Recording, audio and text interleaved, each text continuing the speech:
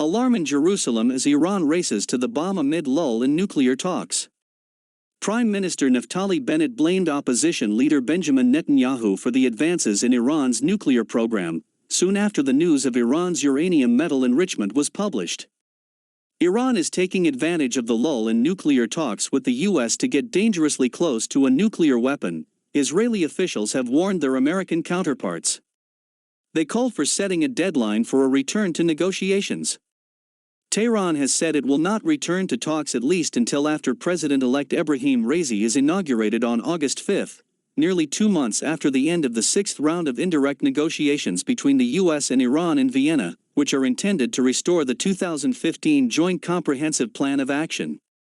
Israel is concerned that Iran is using the state of limbo, as a senior diplomatic source called it, to reduce its breakout time for a nuclear weapon from about 7 to 2 or 3 months while the International Atomic Energy Agency is not able to inspect the situation. Then Iran could return to the negotiating table, having already achieved what it wanted on the nuclear front, while still demanding that the U.S. lift sanctions, the source said.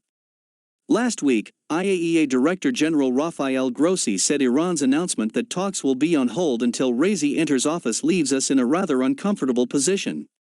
We still have a number of questions, issues that we are trying to clarify with Iran, and we will have to wait and start anew with the new team when they are in office, he told AFP.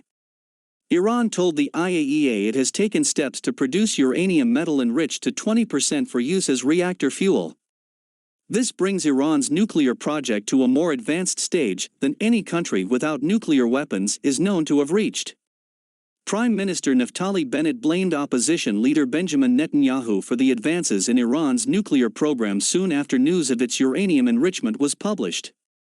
A source in the Prime Minister's office said, Netanyahu was Prime Minister for 12 years, up until a month ago, and his neglect was what allowed Iran to reach the most advanced point ever in its nuclear program. This is the inheritance Bennett received, and from here, he will navigate and fix it with all the tools he has.